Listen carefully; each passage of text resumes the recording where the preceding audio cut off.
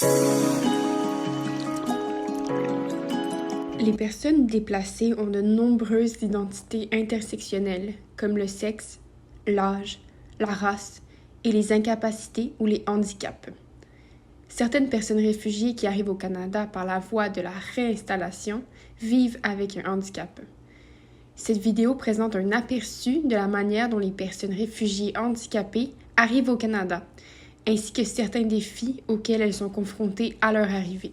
Selon la Convention relative aux droits des personnes handicapées des Nations unies, par personnes handicapées, on entend des personnes qui présentent des incapacités physiques, mentales, intellectuelles ou sensorielles durables, dont l'interaction avec diverses barrières peut faire obstacle à leur pleine et effective participation à la société sur la base de l'égalité avec les autres. La Convention des Nations unies adopte un modèle du handicap qui met l'accent sur les barrières environnementales et les attitudes discriminatoires, comme l'inaccessibilité des bâtiments ou le refus d'embaucher des personnes handicapées. Ces définitions montrent que le handicap n'est pas exclusivement une question d'incapacité ou de déficience individuelle. La façon dont les gens perçoivent le handicap a évolué au fil du temps et peut être très différente d'une culture à l'autre, y compris au sein des communautés autochtones et réfugiées.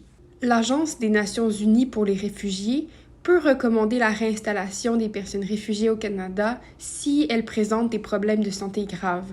Jusqu'à récemment, le Canada limitait le nombre de personnes réfugiées pouvant être réinstallées en raison de conditions médicales graves à seulement 5% par année. Aujourd'hui, le Canada considère la réinstallation des personnes réfugiées ayant des besoins médicaux au cas par cas. Mais il est difficile de dire si cette mesure facilite réellement l'arrivée des personnes réfugiées ayant des besoins médicaux au Canada.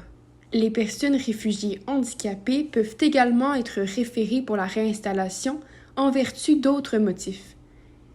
Après avoir été recommandées par le HCR ou avoir été sélectionnées par un parrain privé, les personnes réfugiées handicapées peuvent bénéficier de n'importe quel programme de réinstallation du Canada. La réinstallation au Canada peut apporter l'accès à des soins médicaux, à des services pour les personnes handicapées, à des appareils fonctionnels et à des opportunités d'éducation inclusive qui ne sont pas disponibles dans le pays hôte.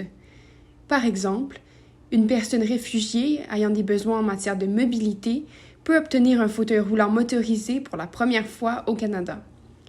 Un ou une enfant réfugié qui a été exclu de l'école en raison de son handicap peut avoir la chance d'aller à l'école pour la première fois.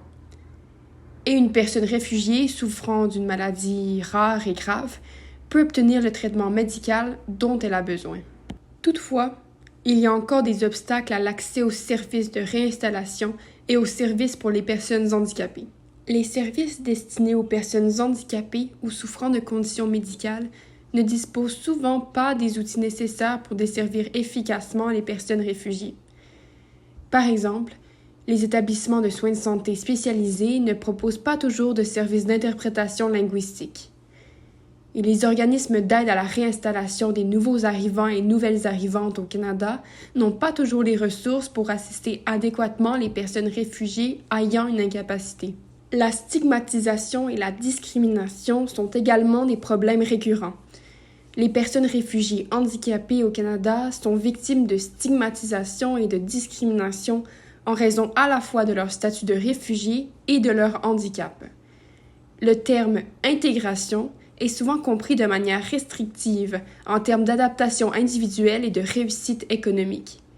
Il faut plutôt changer les institutions et les conditions au Canada pour les rendre plus accessibles, plus inclusives et plus sensibles aux besoins des personnes réfugiées handicapées.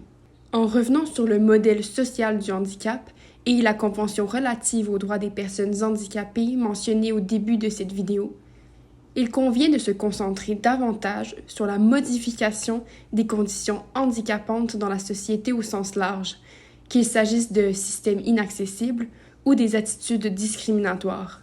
En conclusion, bien que les personnes réfugiées handicapées puissent être sélectionnées pour être réinstallées au Canada, le gouvernement limite le nombre de personnes réinstallées ayant des besoins médicaux complexes. Une fois au Canada, Les personnes réinstallées peuvent avoir accès à des services spécialisés, mais des obstacles pour en bénéficier subsistent. Il faut faire davantage pour rendre ces services accessibles aux personnes réfugiées nouvellement arrivées et pour lutter contre la discrimination persistante à l'égard des personnes handicapées.